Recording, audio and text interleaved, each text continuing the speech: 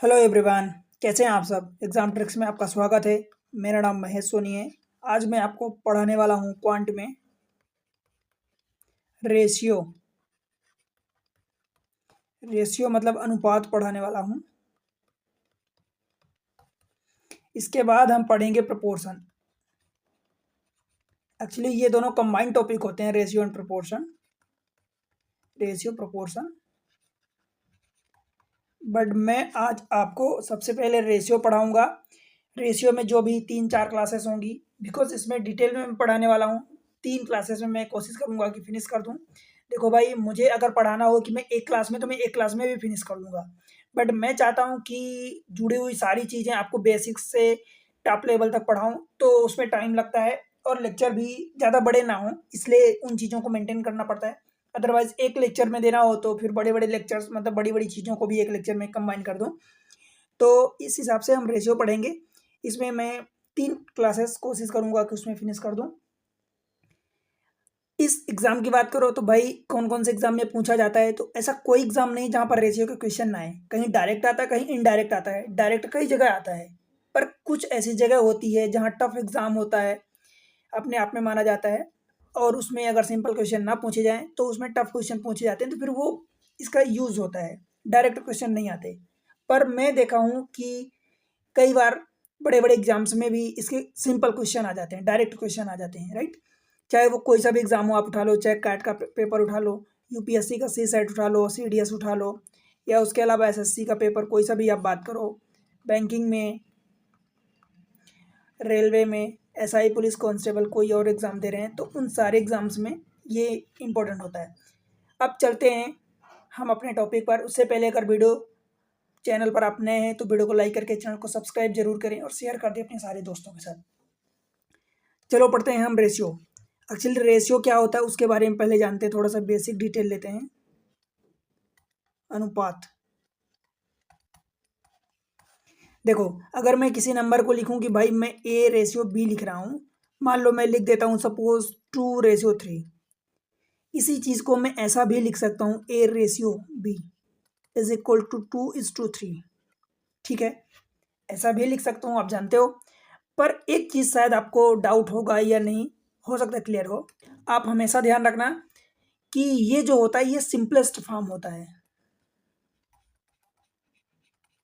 Simplest form कहने का मतलब कि अगर मैं इसी चीज को मैं 2 का मल्टीप्लाई ऊपर नीचे कर दूं तो ये 4:6 हो जाएगा, या 6:9 हो जाएगा।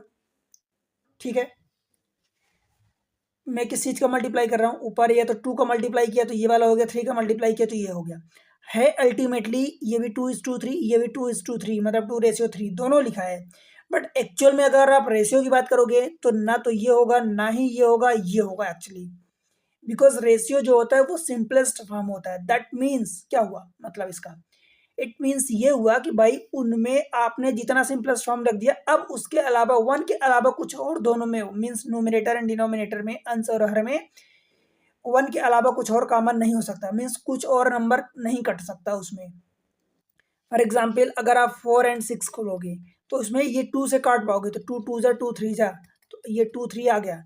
बट अगर आपने 2 और 3 लिखा है, फिर ये किसी नंबर से नहीं कटेगा, वन के अलावा किसी और नंबर से ये नहीं कटने वाला है, राइट? तो वो सिंपलेस्ट फॉर्म होता है।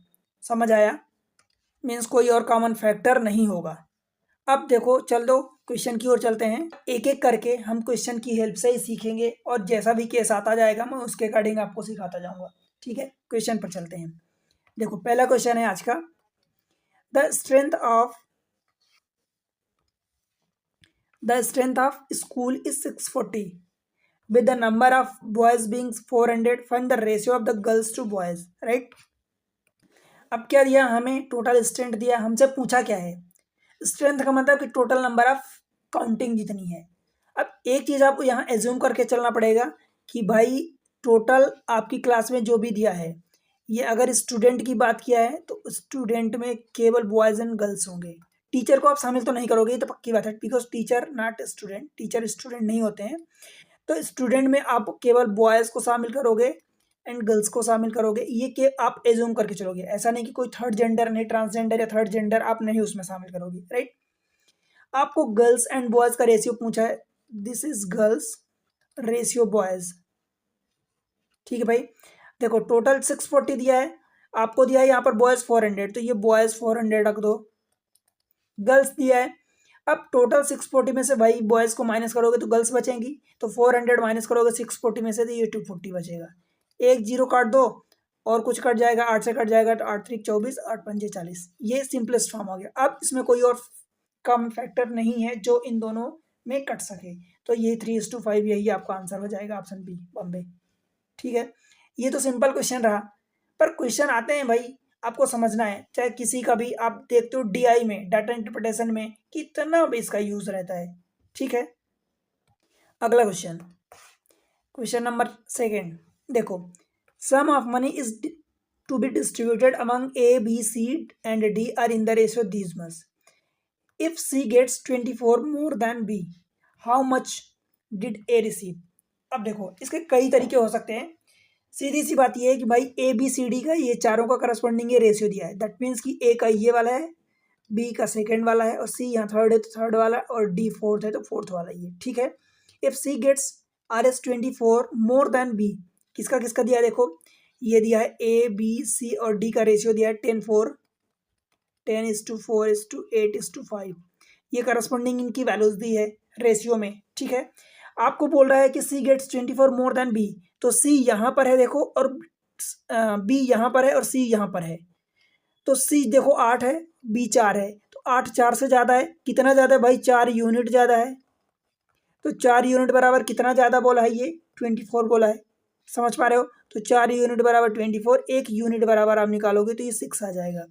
अब आपसे क्या पूछा, how much did A receive, तो ए का कितना है, 10 पार्ट है, 10 यूनिट है, भाई आप हर चीज़ को एक यूनिट दे रहे हो तो ये 10 यूनिट हो जाएगा, और 10 unit means 10 into 1 unit is equal to 6, that means कि ये 60 हो जाएगा, ये आपका आंसर होगा 60, ऑप्शन सी। समझ आया।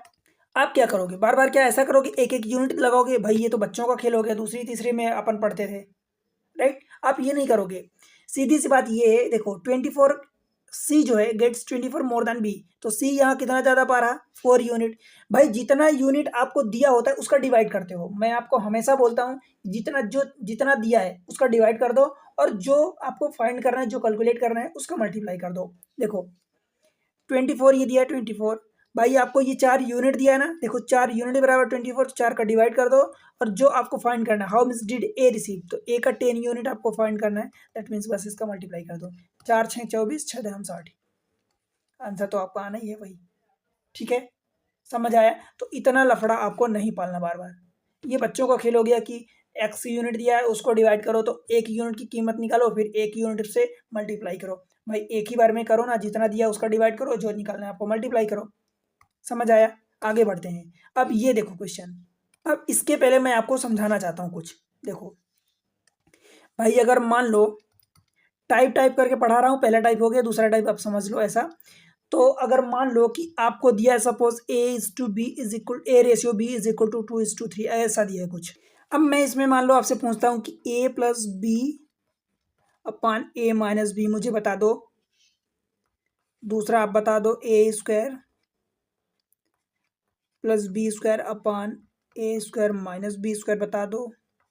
तीसरा बता दो A cube plus B cube upon A cube minus B cube बता दो।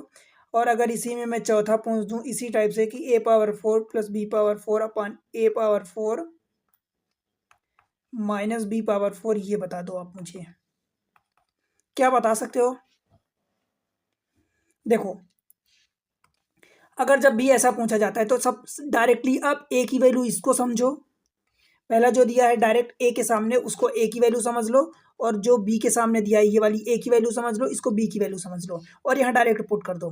तो ए मतलब कि ये 2 रख दो, देखो 2 + 3 अपान, एक काम करते हैं इसको उल्टा कर देते हैं, ये माइनस में आएगा तो थोड़ा सा उल्टा होगा समझने में, तो मैं एक काम करता हूँ उल्टा कर देता हूँ इसको, 3:2 कर देता हूँ,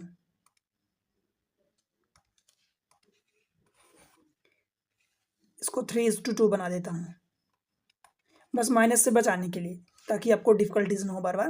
देखो आंसर में कोई फ़र्क नहीं पड़ता, तो आप क्या करोगे, ए की वैल्यू डायरेक्ट इसको रखो, बी की वैल्यू इसको रखो, ठीक है, करस्पॉन्डिंग। तो ये क्या लिखोगे, 3+2/3 - 2 इज इक्वल टू 5/1। ये आपका आंसर आ गया, ठीक है। यहाँ पर क्या करोगे भाई, डायरेक्ट ए की जगह वही रखोगे 3, बी की जगह 2, तो 3 का स्क्वायर दैट इज 9 प्लस 2 का स्क्वायर दैट इज 4/9 - 4, ठीक है। 9 4 13 और बटे 5। इसमें क्या करोगे, सिमिलर वे में आप वैल्यू पुट करोगे, ए की डायरेक्ट वैल्यू 3 का क्यूब दिया है तो 3 का क्यूब 27 प्लस 2 का क्यूब 8, ये 27 - 8 हो जाएगा। 27 3 30 5 35 और बटे 19, ये आपका आंसर हो जाएगा। इस केस में क्या हो जाएगा भाई, पावर 4 निकाल दो। 3 की पावर 4 दैट इज 81 प्लस 2 की पावर 4 आपका 16 हो जाएगा, डिवाइडेड बाई 81 - 16, ये क्या आ जाएगा 97, और डिवाइडेड बाई आप 16 माइनस कर दो तो आपका ये बच जाएगा 65, ठीक है। तो ये आंसर हो जाएगा तीनों केसेस में। परंतु अगर मैं यहीं पर कहूँ आपसे, देखो ध्यान से देखना, मैं अगर यहाँ पर आपसे कहूँ कि आप मुझे ए स्क्वायर अथवा ए क्यूब जो भी plus B upon A square minus B निकाल दो, या मैं आपसे कहूँ कि भाई ए cube plus A square plus B upon A cube minus A square plus B या माइनस बी, कुछ ऐसा निकाल दो, क्या बताओ, निकाल पाओगे? नहीं निकाल पाओगे। इनका आंसर क्या निकलेगा भाई, कांट डिटरमाइन। क्यों? सिमिलर वे में इसका भी क्यों, कारण पता होना चाहिए। अब देखो, इसको थोड़ा सा मैं हटा रहा हूँ। एक्चुअल में क्या होता है, इस वाले को मैं हटा रहा हूँ जगह बनाने के लिए। देखो एक्चुअल में क्या होता है कि ये जो 3/2 लिखा है, इसको आप 3x/2x लिख सकते हो। समझ आया? बेसिक चीज़ें जरूर समझना। इसको 3x/2x लिख सकते हो। अब जब लिख सकते हो भाई, तो यहाँ पर क्या रखोगे, ए की जगह, जब आप यहाँ से ए की जगह वैल्यू रख रहे हो तो 3x रखोगे, बी की जगह वैल्यू रख रहे हो तो 2x रखोगे अपान 3x और माइनस का 2x, यही रखोगे। ऊपर से 5x हो जाएगा और नीचे से ये x हो जाएगा, x x कटेगा तो ये 5/1 आ जाएगा। समझ आया? बिकॉज क्यों आया ऐसा भाई, यहाँ पर भी देखो सिमिलर जितनी पावर सिंगल थी, इसमें सिंगल पावर, इसमें सिंगल पावर, तो सिंगल पावर और सिंगल पावर इसमें भी है ओवरऑल। यहाँ पर देखो ए स्क्वायर बी स्क्वायर, मतलब डबल पावर दोनों में, तो जब उनको जोड़ सकते हो। बिकॉज अगर मैं इसकी बात करूं कि भाई एक्स स्क्वायर में, देखो अभी आगे बढ़ूंगा, इसकी जब वैल्यू रखोगे ए स्क्वायर, तो अब 3x रखोगे तो ये 9x² है, और ये प्लस बी का मतलब कि 2x। भाई एक्स स्क्वायर में समथिंग एक्स स्क्वायर में क्या एक्स को आप जोड़ पाओगे? नहीं जोड़ पाओगे। यहाँ पर क्या था, एक्स में 3x प्लस 2x जोड़ रहे थे, यहाँ पर क्या रखोगे, इसमें क्या रखोगे, ए स्क्वायर, दैट मीन्स कि 9x² और ये प्लस का 4x² अपन 9x² और माइनस का 4x²। क्यों? समझ आया क्या? x² यहाँ भी है, x² यहाँ भी है, तो आप इनको जोड़ पाओगे तो ये 13x² हो जाएगा, 13x², और इसमें मैं सब्ट्रैक्ट भी कर सकते हो x² से x² को, तो यह हो जाएगा 5x²। अगेन वही बचेगा 13/5। समझ आया? जो यहाँ आया था वही यहाँ आया, जो यहाँ आया था वही यहाँ आया। क्यों आया? बिकॉज यहाँ पर भी न्यूमरेटर की पावर सेम थी, डिनोमिनेटर की पावर सेम थी, तो वो जो आपने कांस्टेंट x लिया, एक वेरिएबल वाला टर्म, वेरिएबल टर्म जो आपने वेरिएबल लिया उनका रेशियो में, वो कट रहा है। सिमिलर वे में यहाँ पर भी कट जाएगा, बिकॉज x³ मतलब आप समझ लो कि 27x³ हो जाएगा प्लस 8x³ हो जाएगा अपान यही माइनस में हो जाएगा 27x³ माइनस 8x³। अब यहाँ पर आएगा 35x³ आएगा और अपान 19x³, x³ कट जाएगा तो ये 35/19 हो जाएगा। समझ आया? तो ये चीज़ें यहाँ पर भी बच जाएगी जो यहाँ पर बची थी, यही इसी तरीके से यहाँ पर भी हो जाएगा, कैलकुलेट कर लेना। प्रॉब्लम कहाँ हो रही? यहाँ हो रही है। अब यहाँ का देखो क्या करोगे, जो मैं यहाँ बताया भाई, सीधी सी बात यही है कि आप इस चीज़ को समझो। इसका आंसर तो कांट डिटरमाइन आएगा, डेफिनेटली आएगा, बट क्यों आएगा कांट डिटरमाइन, कि आप डिटरमाइन नहीं कर सकते क्लियरली। भाई क्यों नहीं आएगा? देखो a² दैट मीन्स कि अगर a की वैल्यू आप ये 3x रखते हो तो ये क्या हो जाएगा 9x² प्लस b की वैल्यू आप 2x रखते हो तो ये 2x होगा। अब बताओ कि यही सेम चीज़ें माइनस में हो जाएंगी नीचे, क्या 9x² वाले टर्म में x वाला टर्म जोड़ पाओगे या घटा पाओगे? नहीं। तो जब घटा ही नहीं पाओगे मतलब कुल मिला के ऊपर से x अथवा x² कॉमन लोगे, एक में बच जाएगा, x बचेगा अथवा 1/x में बच जाएगा। सेम चीज़ है डिनोमिनेटर में भी बच जाएगी। तो अल्टीमेटली वो x की वैल्यू फिर आप कहाँ ले जाओगे? x² में कुल मिला के x ना जोड़ सकते नहीं घटा सकते, उसको अलग ही रखना पड़ेगा एज इट इज, राइट।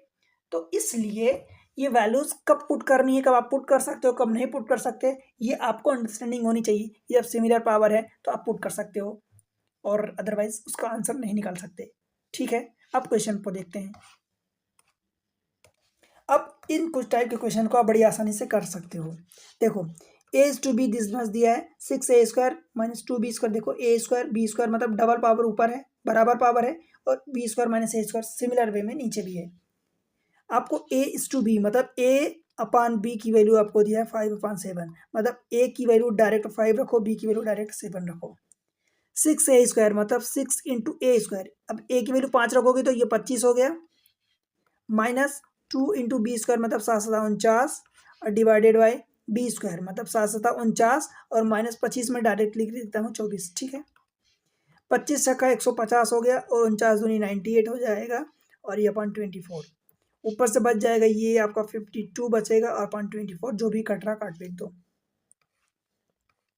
किससे कटेगा? 4 से कटेगा, 4 6 24 13, तो ये 13/6 समझ आए। 13/6 ऑप्शन आपका सी हो जाएगा का कलकत्ता बन जाएगा। बताओ भाई, कहीं कोई दिक्कत है?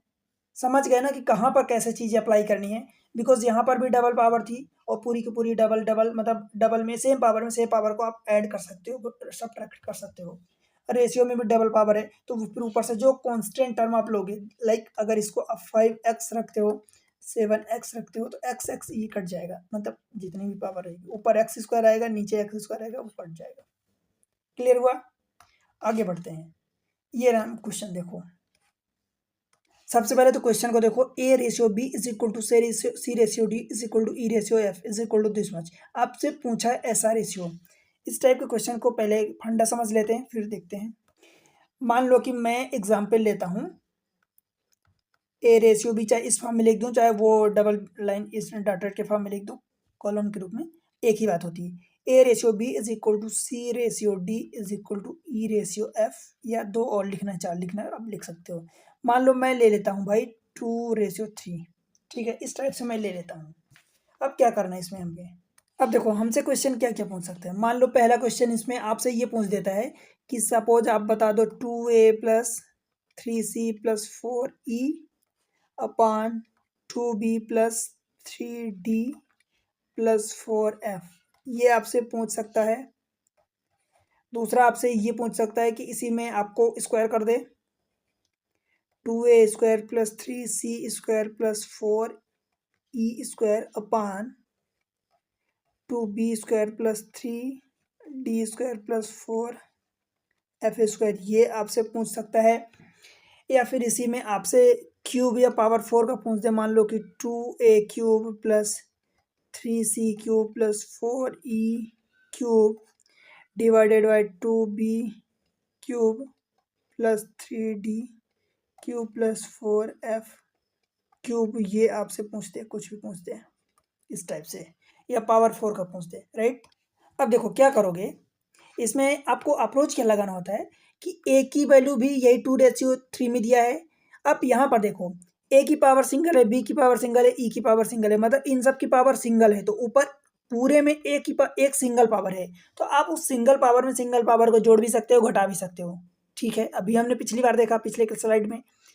फिर नीचे देखो भी एक एक पावर है, तो एक एक पावर है तो इसको भी जोड़ सकते हो, घटा सकते हो, तो नीचे भी एक पावर आएगी। और एक पावर में जो भी आप यहाँ मान लो कि लेट से कि 2x/3x रखते हो, तो जो भी ये कांस्टेंट टर्म है, तो एक पावर ऊपर आएगा, एक पावर x की नीचे आएगा, तो x/x कॉमन लेके ये कट जाएगा।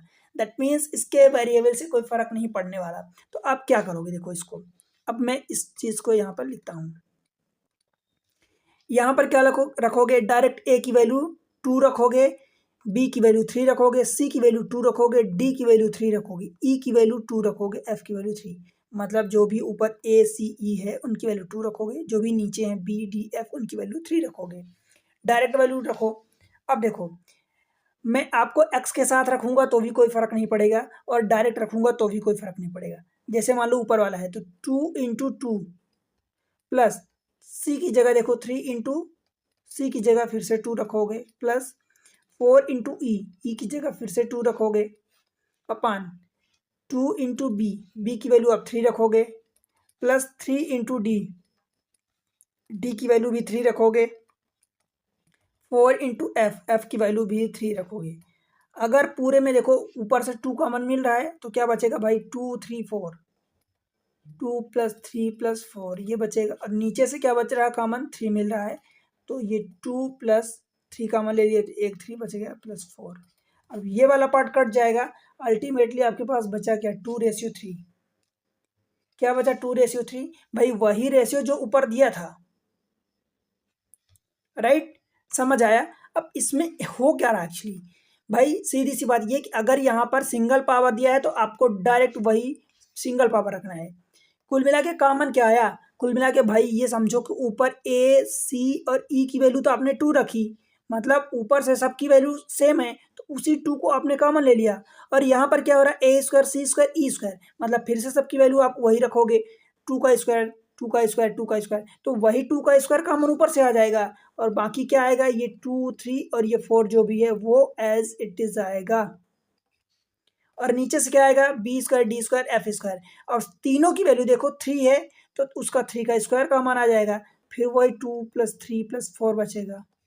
अल्टीमेटली ये भी कॉमन, दैट मीन्स कि 4/9। मतलब ये समझ आया कि जो ये दिया है, अगर इस टाइप से क्वेश्चन रहे तो भाई डायरेक्ट अगर सिंगल पावर पूछा है तो 2/3 की सिंगल पावर कर दो, पावर डबल पूछा है तो 2/3 की डबल पावर कर दो, और पावर अगर यहाँ पर क्यूब है देखो सब जगह, तो आप 2/3 की पावर क्यूब कर दो, मतलब 8/9 27। ठीक है, क्लियर हुआ क्या। आप क्वेश्चन ये देख लो, बड़ी आसानी से आप देख सकते हो, a/b c/d e/f 5:7 दिया, देखो single power single power single power single power single power single power, नीचे भी तो क्या हो जाएगा भाई, a c e तीनों की वैल्यू इक्वल है, कितनी 5 है, तो ये ऊपर से 5 कॉमन मिल जाएगा, मतलब डायरेक्ट आपका आंसर 5/7 तो हो ही जाएगा। यही आंसर जो भी दिया है, मतलब सिंगल पावर है तो जो भी दिया वही हो जाएगा। अगर इसी में आपसे पूछता कि 3a² 5c² 11e² ratio 3b² 5d² 11f², तो 5/7 का स्क्वायर होता, मतलब 25.49। क्लियर हुआ, ऐसा होता, बट अभी के केस में ये आपका आंसर है। ठीक है भाई, और ये जो आपको मैं कॉमन लेने की प्रोसेस बता रहा था ये तो है ही सही, कि आपको अगर कहीं भी दिक्कत होती है तो यहाँ से देखो ऊपर से 5 कॉमन ले लिए, बिकॉज ए सी ई है, तो ऊपर बच जाएगा आपका,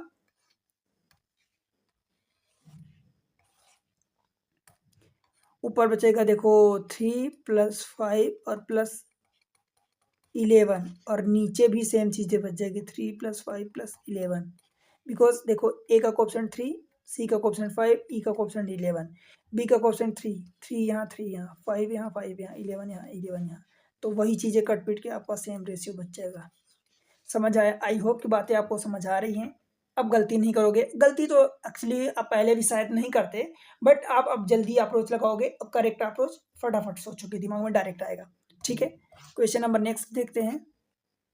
अब इस टाइप से अगर क्वेश्चन आपके पास आए कि भाई 7x, मतलब कुछ भी ऐसा इस टाइप से, कि मान लो दो चीज़ों का सम और दो चीज़ों का डिफरेंस आपके पास दिया है, इसको क्या कर सकते हो, एक तो बेसिक मेथड होती है, एक बेसिक मेथड से आप बना सकते हो, देखो 7x + y/7x - y = 7/2 दिया है,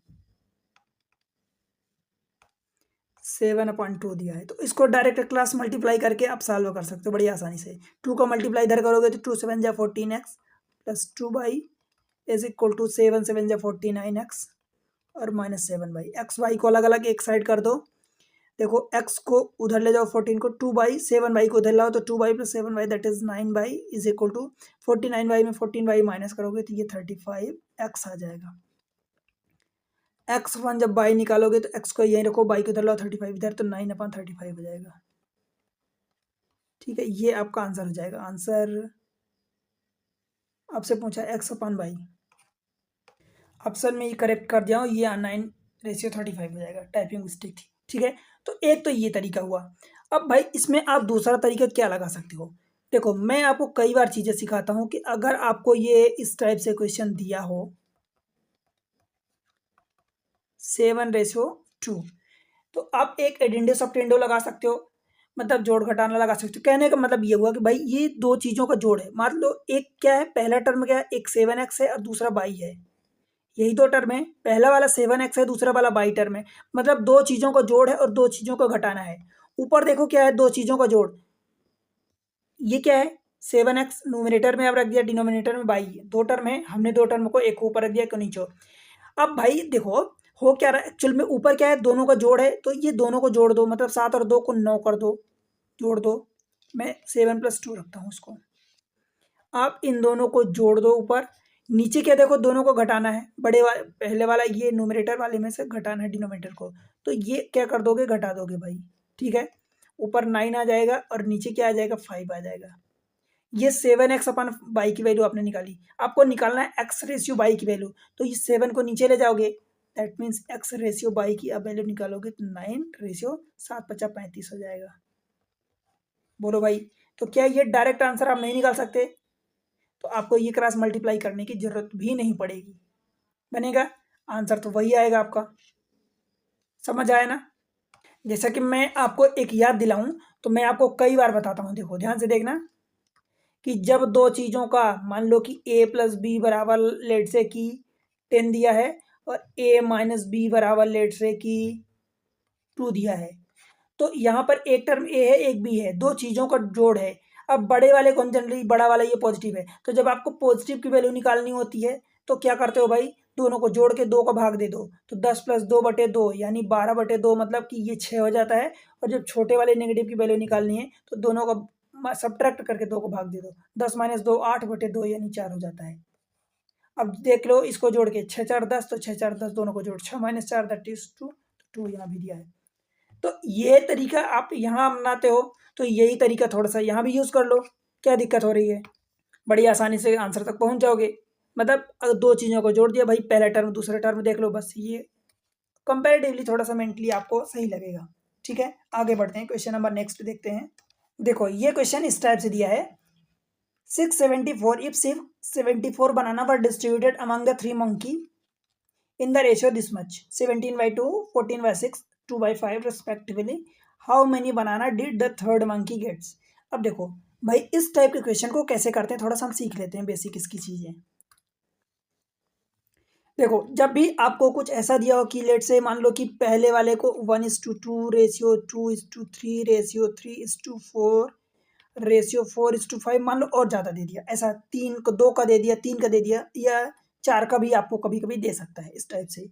तो इनको एक शॉर्टकट मेथड होती है। देखो अगर मैं 2 की बात करूं, अगर मैं कहूं कि 1:2 और 2:3 ऐसा बढ़ना है आपको, तो डायरेक्ट इनका क्रॉस मल्टीप्लाई कर दो, 3 का इधर कर दो, 2 का इधर कर दो, तो ये भाई 3 हो जाएगा, 3 × 1 = 3 और 2 × 2 = 4, तो 3 4 के रेशियो में आप डिस्ट्रीब्यूट कर सकते हो। पर मैं अगर इन्हीं को 3 के बारे में कह दूं या 4 के बारे में कह दूं, तो फिर आप किसका किससे मल्टीप्लाई करोगे। देखो भाई इसी में एक तरीका ये होता है कि इन सब का एलसीएम ले लो और एलसीएम से पूरे में मल्टीप्लाई कर दो। इसी को आप बेसिक तरीका भी कह सकते हो, इसी को आप एक्चुअल तरीका भी कह सकते हो। मैं तोड़ मरोड़ की बात नहीं करता भाई, सीधी सी बात करता हूँ। देखो तोड़ मरोड़ की बात करूंगा तो मैं आपको यहीं पर क्या कह सकता हूँ, देखो मैं समझाता हूँ, पहले पहले बेसिक तरीका सीखो, और बेसिक तरीका ही अच्छे से सीखना, बिकॉज यही आपका ट्रिक्स बनेगा। आप इन सब का एलसीएम लोगे जो डिनोमिनेटर में है, डिनोमिनेटर में 2 3 4 5 ये है, इनका एलसीएम ले लो। देखो 2 है, 4 में 2 तो ऑलरेडी शामिल है, दैट मीन्स 2 का काम खत्म हो गया। तो 4 3 12 3 5 अपना क्या है, को प्राइम नंबर है, और 4 क्या है, को प्राइम नंबर है उसके साथ, ठीक है। तो ये डायरेक्ट मल्टीप्लाई हो जाएगा, मतलब 5 चौका 20 3 60।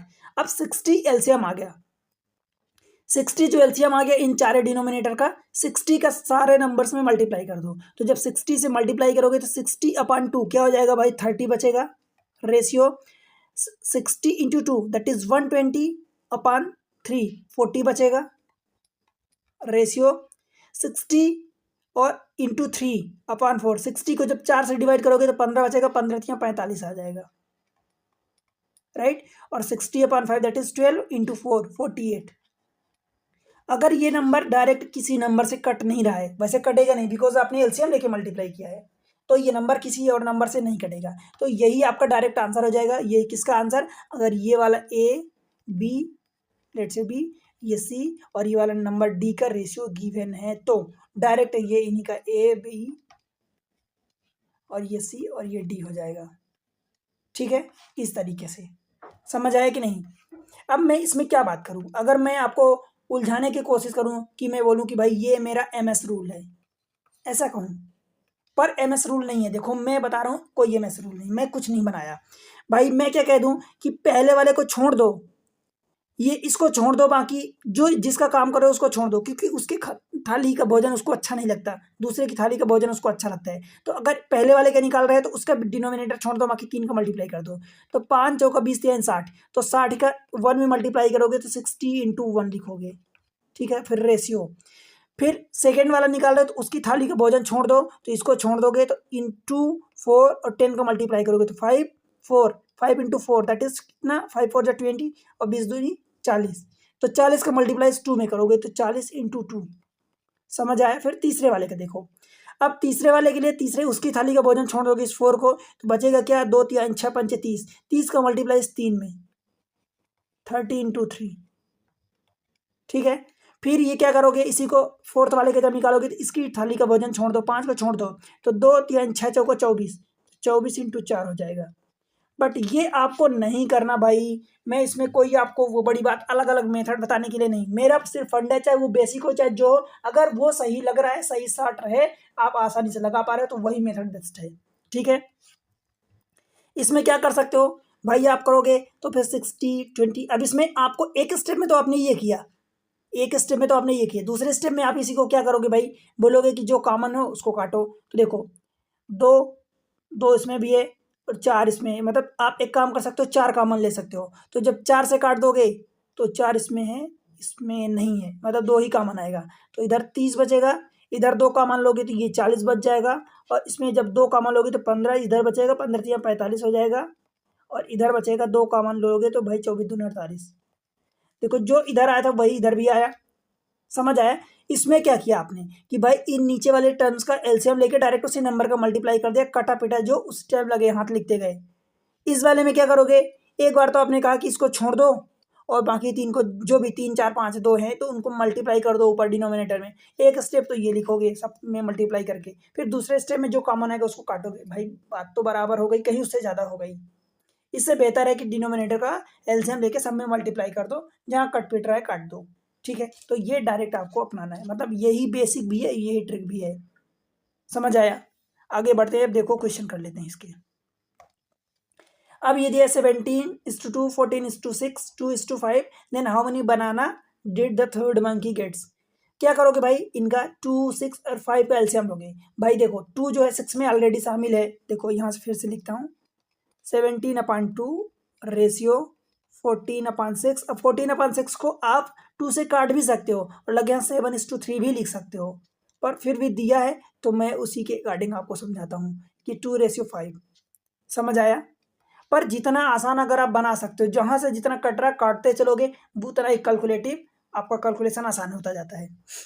ठीक है, काट सकते हो, नहीं काट रहे हो तो चलो ऐसे भी कर सकते हो। देखो 2 6 का एलसीएम क्या आ जाएगा भाई, 6 ही आ जाएगा, 6 इंटू 5, बिकॉज ये प्राइम नंबर को प्राइम हो जाएंगे आपस में, तो 6 इंटू 5 दैट इज 30 आपका एलसीएम आ गया।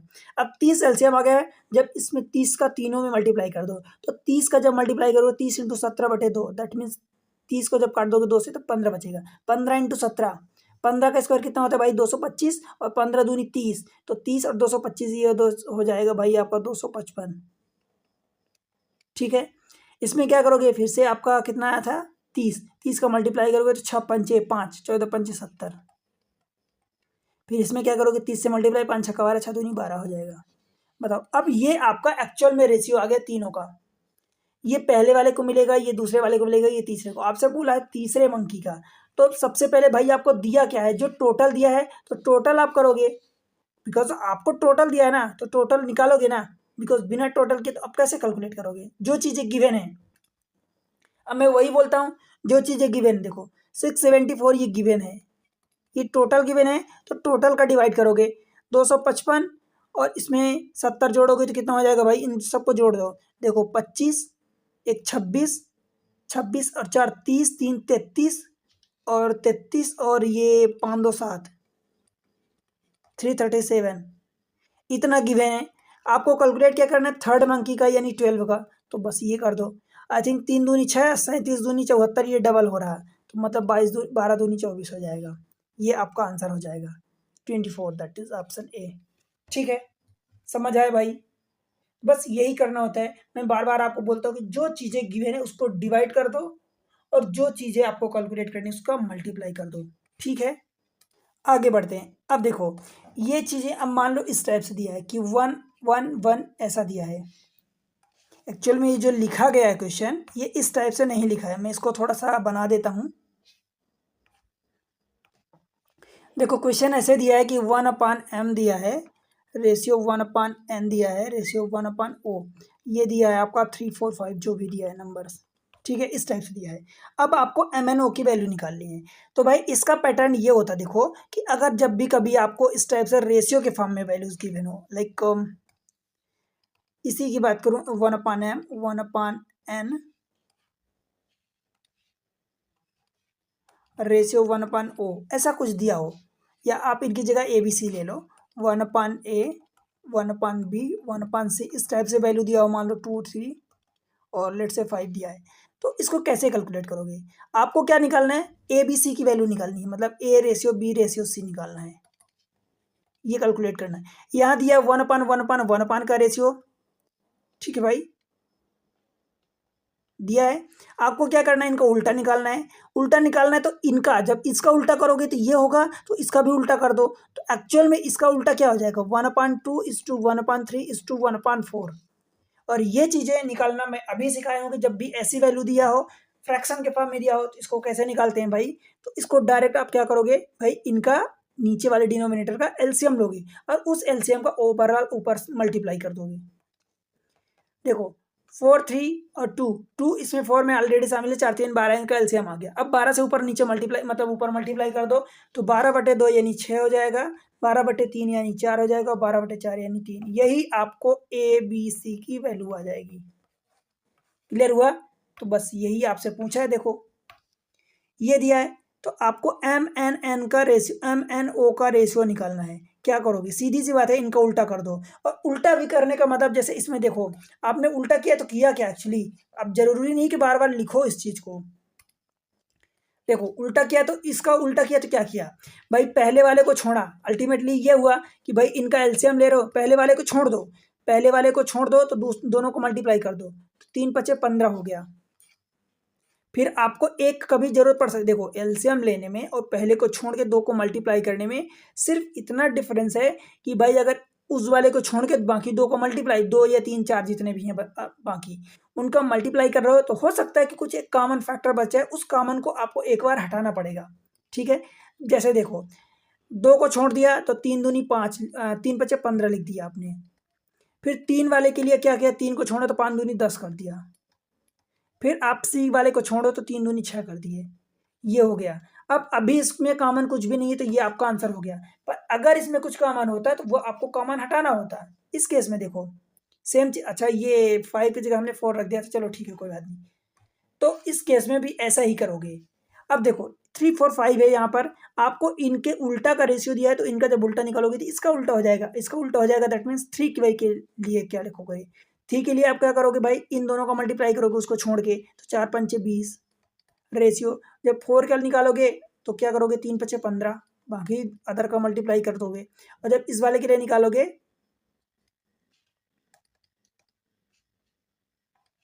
जब इसके लिए निकालोगे तो बाकी 2 का मल्टीप्लाई यानी 3 चौका 12, ये आपका आंसर हो जाएगा। समझ आया? अगर कॉमन कुछ इसमें दिखे तो उसको जरूर हटाना।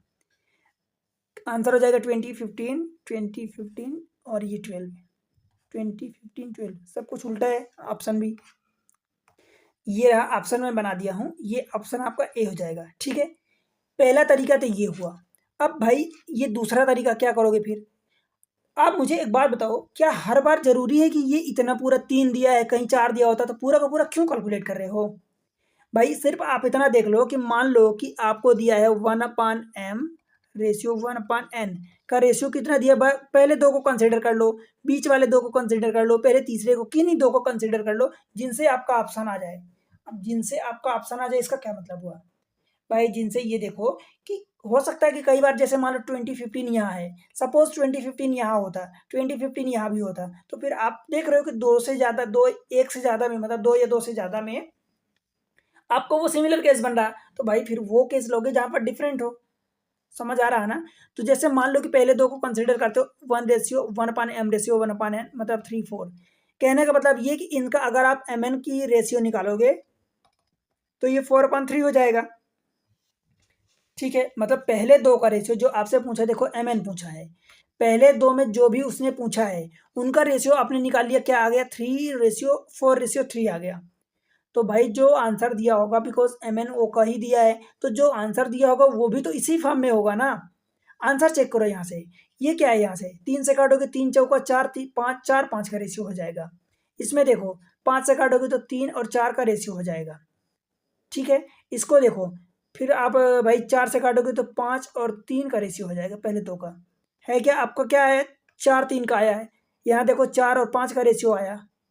ठीक है, 4 5 का आया, मतलब पहले वाला बड़ा है दूसरा वाला छोटा है, तो यहाँ देखो पहले वाला छोटा हो गया दूसरा बड़ा हो गया, पहले वाला छोटा बड़ा, बट 3 4 का रेशियो नहीं आया, 5 3 का रेशियो आया। यहाँ देखो 5 से काटोगे तो 5 चौका 5 3 4 3 का ये रेशियो आ रहा, दैट मीन्स कि यही आपका आंसर होगा। आप तीसरे की भाई, तीसरा या दो को कंसिडर कर लिए, बाकी 3 4 5 दिए हैं उनको चेक ही नहीं किए, दो से ही हमारा आंसर आ गया। ठीक है, तो एक ये अप्रोच आपको यूज करना है। समझ आया। अब मैं वीडियो को यहीं रोकता हूँ और बाकी चीज़ें मैं अगले लेक्चर में बताऊँगा। देखो आपको सारी चीज़ें ये एग्जाम ट्रिक्स पर मिल रही भाई, राइट। चैनल पर अगर पहली बार आप आए हैं तो वीडियो को लाइक ज़रूर करो, चैनल को सब्सक्राइब कर लो और शेयर करो अपने सारे दोस्तों के साथ, सारे दोस्तों के साथ शेयर कर दो। देखो मैं आपके लिए इतनी मेहनत करता हूँ, तो आपसे मैं उम्मीद करता हूँ कि भाई चैनल को सपोर्ट करो। कमेंट सेक्शन ओपन है आपके लिए, जो भी चीज़ें समझ में नहीं आ रही, जो समझ में आ रही, कितना अच्छा लग रहा कितना नहीं लग रहा, वो कमेंट सेक्शन में जरूर बताओ। कौन से एग्जाम को टारगेट करो, वीडियो कहाँ से देख रहे हो, ये चीज़ें जरूर बताना, बिकॉज मुझे पता चलता है कि मेरी वीडियो की रीच कहाँ तक जा रही है, आप कहाँ से देख रहे हो। ठीक है, और उसके अलावा आप देखो पढ़ाई करो, एग्जाम को टारगेट करो, पढ़ाने की जिम्मेदारी मेरी है। यहाँ पर आपको क्वांट भी मिल रही है, क्यूए जिसको आप बोलते हो, रीजनिंग भी आपको मिल रही है, और उसके अलावा डीआई भी मिल रही है, डाटा इंटरप्रिटेशन। तो बस चीज़ें आप अपने तरीके से बस मेहनत करो, पढ़ाने का काम मेरा है, मेरे तरीके से बस आप पढ़ो और नोट्स बना लो, जो तरीके ट्रिक्स बताता हूँ, जो कुछ कभी फार्मूलेज बताता हूँ उनको अप्लाई करो और रिवाइज करो 2 3 4 बार, वो आपके दिमाग में सेट हो जाएंगी। बस मिलते हैं अगले लेक्चर में, तब तक के लिए पढ़ते रहो बाय बाय।